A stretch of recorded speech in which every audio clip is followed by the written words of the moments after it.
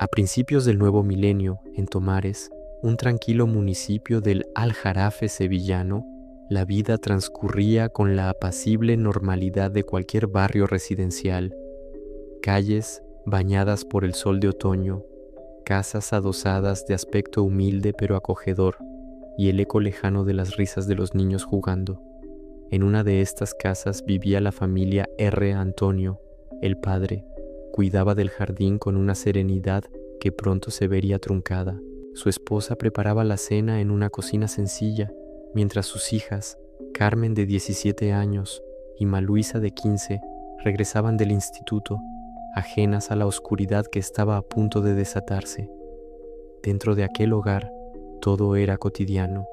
La familia se reunía alrededor de la mesa para cenar, compartiendo las anécdotas del día entre platos de comida andaluza, la luz cálida de la lámpara, el tintineo de los cubiertos, las conversaciones animadas.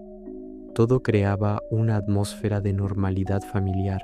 Maluisa, una adolescente de sonrisa inocente y pelo castaño, hablaba con entusiasmo de sus amigas, sin saber que una decisión aparentemente trivial cambiaría sus vidas para siempre. Era el 10 de noviembre de 2001. Al atardecer, Maluisa invitó a 3 amigas a su habitación, un espacio juvenil decorado con pósteres de música y recuerdos de la infancia. Sentadas en el suelo, con sus uniformes escolares aún puestos, decidieron jugar a la ouija. Sobre un tablero improvisado con letras de papel, colocaron un vaso invertido. Sus rostros, iluminados por una lámpara de escritorio, reflejaban una mezcla de curiosidad y nerviosismo. El vaso comenzó a moverse lentamente, deletreando palabras que ellas tomaron como un juego. Una de esas palabras fue Hades. Mientras reían, una brisa invisible agitó las cortinas y un frío sutil se instaló en la habitación, pero lo ignoraron, absortas en la emoción del momento. Solo 2 días después, el 12 de noviembre, la normalidad se hizo añicos. Maluisa estaba en su cuarto, pálida, con la mirada perdida en el vacío. La familia notó su comportamiento extraño, su quietud inusual. No hubo tiempo para entender qué ocurría. Maluisa falleció repentinamente a causa de una parada cardiorrespiratoria. El informe forense no encontró ninguna causa aparente. El dolor se apoderó de la familia, sumiendo la casa en un luto profundo, iluminado apenas por la luz temblorosa de las velas. La tormenta acababa de empezar. La noche del 14 de noviembre, mientras la familia intentaba encontrar consuelo en el sueño, la casa despertó. En la habitación de Maluisa, ahora vacía, comenzaron a sonar golpes secos y contundentes en las paredes, como si puños invisibles golpearan la madera. Las muñecas que adornaban una estantería se movían lentamente, sus ojos de porcelana girando, como si observaran la oscuridad.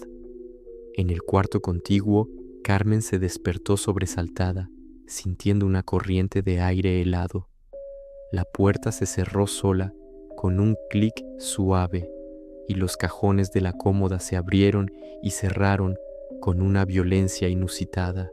Las luces del pasillo parpadeaban, proyectando sombras danzantes que parecían cobrar vida propia. Los fenómenos se extendieron por toda la casa. Una madrugada, la madre entró en la cocina buscando un vaso de agua.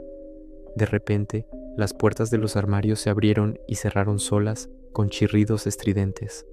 Platos y cubiertos salieron despedidos de sus estantes, volando por el aire y chocando contra las paredes.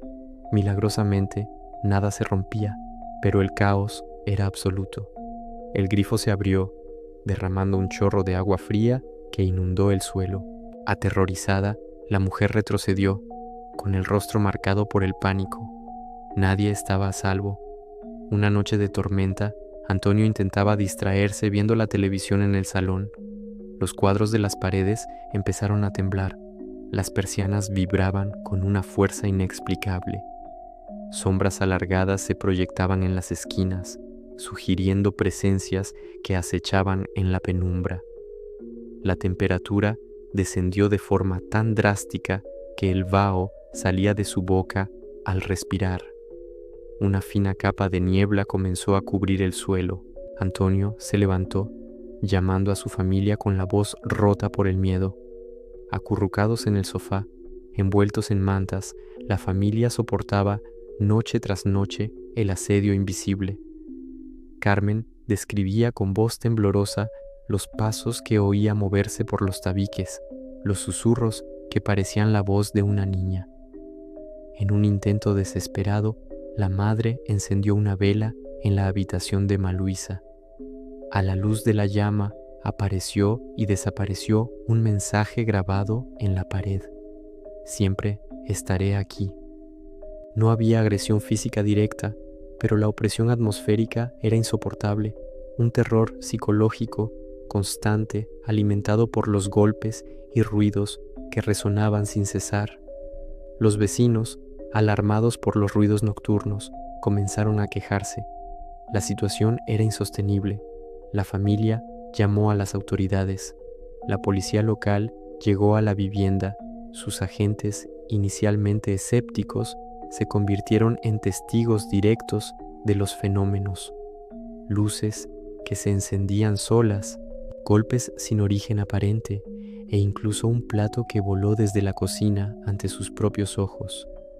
También se alertó a los bomberos ante el temor de fuegos espontáneos, pero solo encontraron un humo residual sin causa lógica. La ciencia y la lógica no tenían respuestas.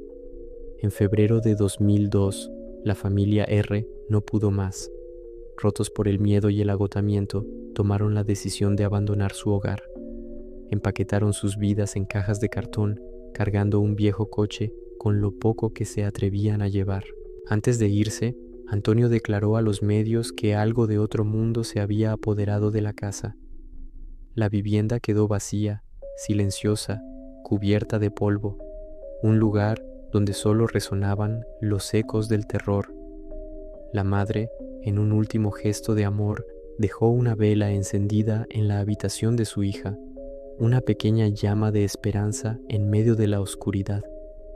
Meses más tarde, en mayo, un equipo de investigación decidió entrar en la casa abandonada.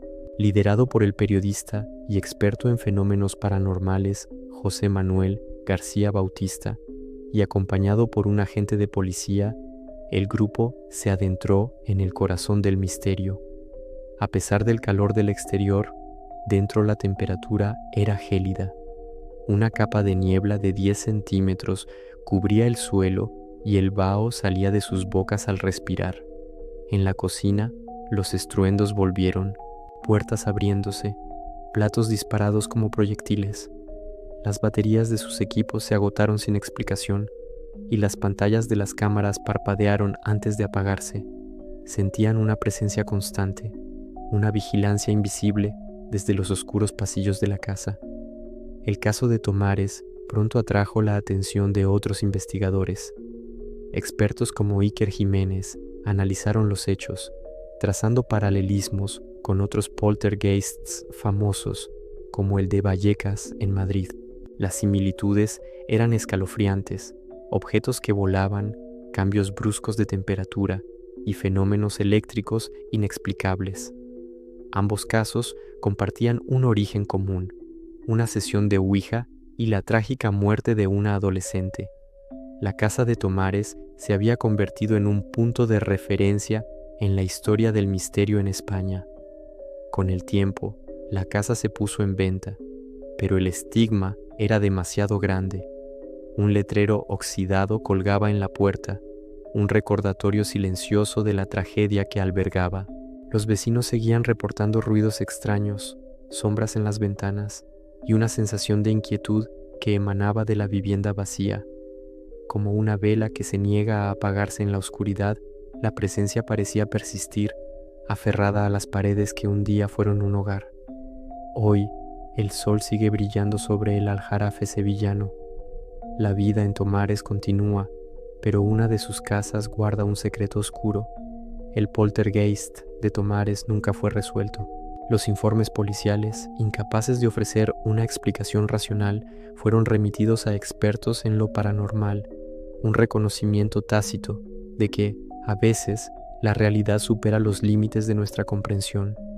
El caso permanece como una pregunta abierta, un recordatorio inquietante de que lo sobrenatural puede irrumpir en lo cotidiano cuando menos lo esperamos, dejando tras de sí un eco que resuena en el silencio. Gracias por acompañarnos en este viaje al misterio. No olvides seguirnos para descubrir más historias como esta.